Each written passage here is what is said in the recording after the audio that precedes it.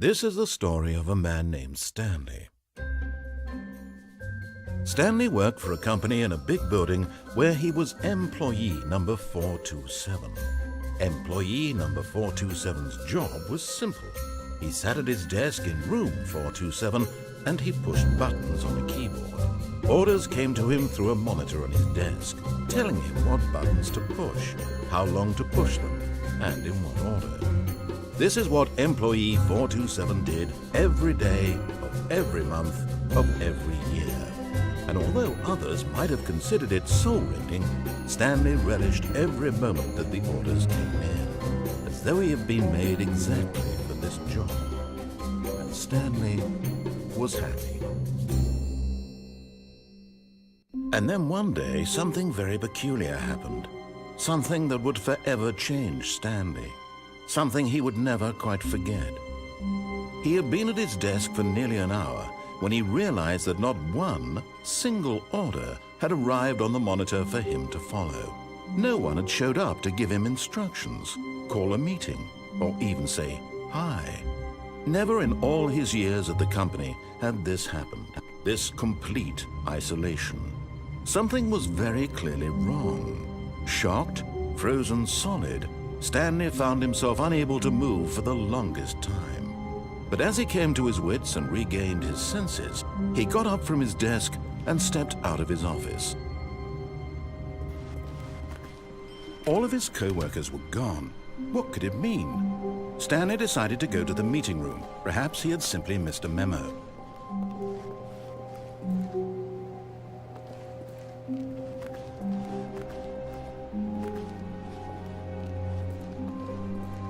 When Stanley came to a set of 2 open doors, he entered the door on his left. This was not the correct way to the meeting room, and Stanley knew it perfectly well. Perhaps he wanted to stop by the employee lounge first, just to admire it. Ah, yes, truly a room worth admiring. It had really been worth the detour after all, just to spend a few moments here in this immaculate, beautifully constructed room. Stanley simply stood here, drinking it all in. But eager to get back to business, Stanley took the first open door on his left.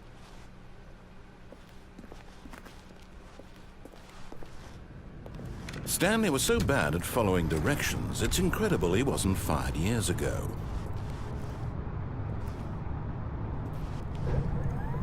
Look, Stanley, I think perhaps we've gotten off on the wrong foot here. I'm not your enemy, really, I'm not. I realize that investing your trust in someone else can be difficult, but the fact is that the story has been about nothing but you all this time. There's someone you've been neglecting, Stanley. Someone you've forgotten about. What? Really? I was in the middle of something. Do you have zero consideration for others? Are you that convinced that I want something bad to happen to you? Why, I don't know how to convince you of this, but I really do want to help you, to show you something beautiful. Look, let me prove it. Let me prove that I'm on your side. Give me a chance. Now listen carefully, this is important. Stanley walked through the red door. Aha, perhaps you misunderstood. Stanley walked through the red door.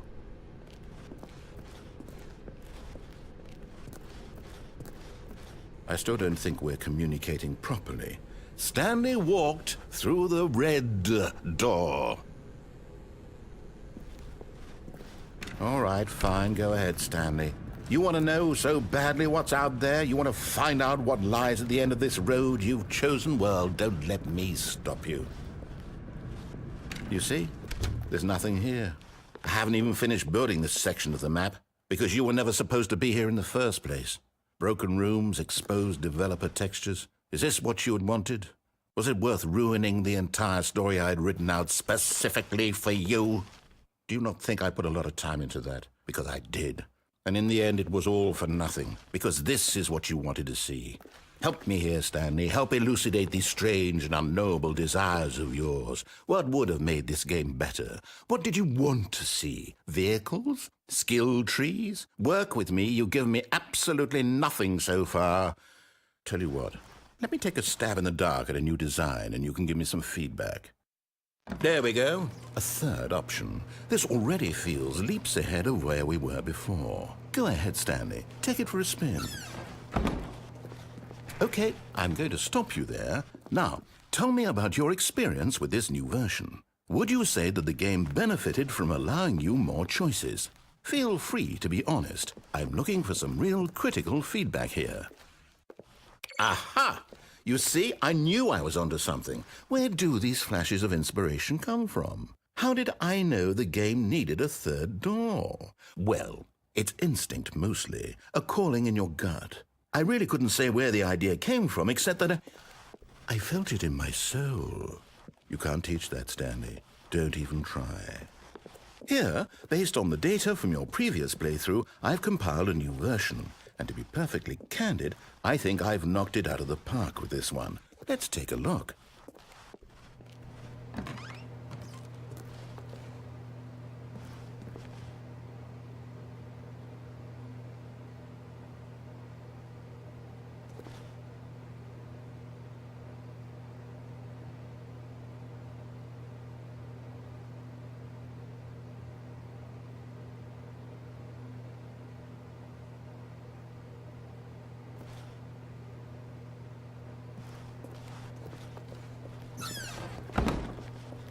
Now, would you say that competitive leaderboard helped you feel motivated to keep walking through doors? Again, honest answers, please.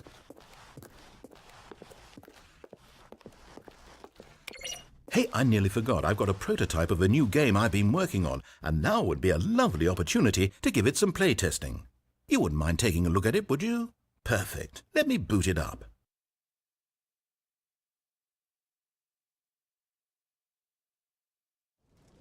In this game, the baby crawls left towards danger. You click the button to move him back to the right, and if he reaches the fire, you fail.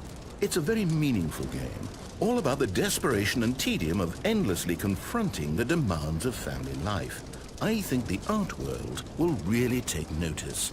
But of course, the message of the game only becomes clear once you've been playing it for about 4 hours. So why don't you give it 4 hours of play to make sure it's effective? Be sure to keep notes on your experience.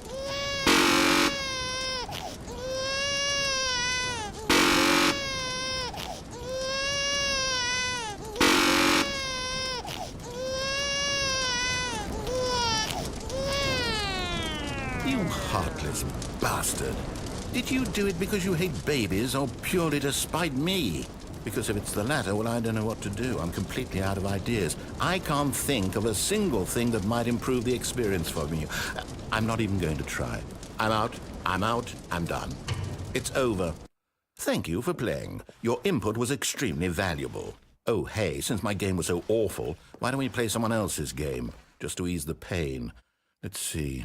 What do we have here?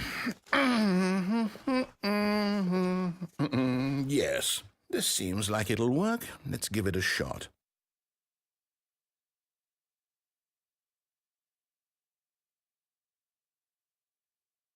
Well, Stanley, is this any better?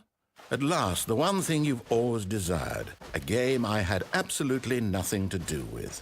But is it enough? Tell me that, Stanley. Will it ever be enough? Well, I'll say this. I'm done making things for you. From now on, I will only create to fulfill a greater artistic purpose.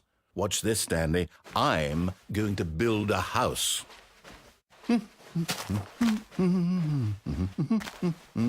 This will go here. No, here. And then...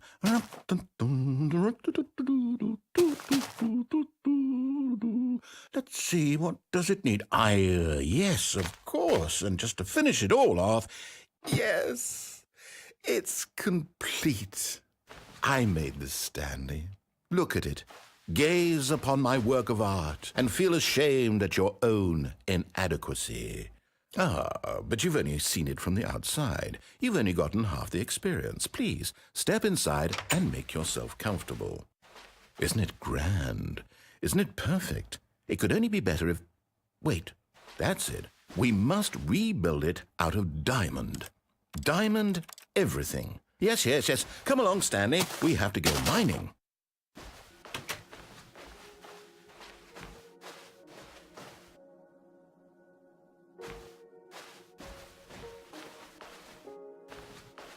Oh, my.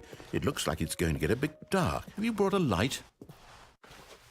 Oh, no. This is far more open-ended than I had in mind. I'm looking for something more narrow and linear. Something that makes you feel utterly irrelevant. This won't do at all. 1 out of 5. Even the diamonds couldn't save this one. Okay, new game.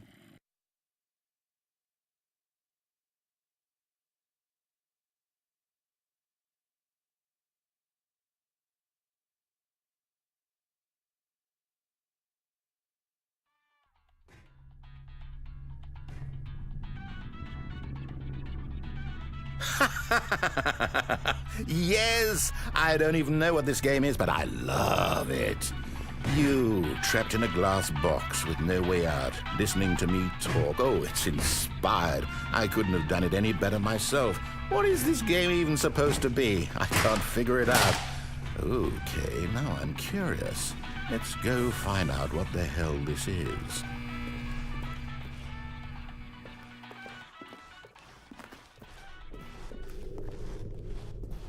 Oh, it's a puzzle. Critical thinking, Stanley. Your forte. Genius.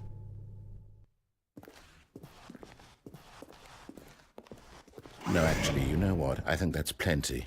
I really don't care much to see you stumble through any more of these games, and I highly doubt you're any wiser for the experience. Which is why, rather than continue...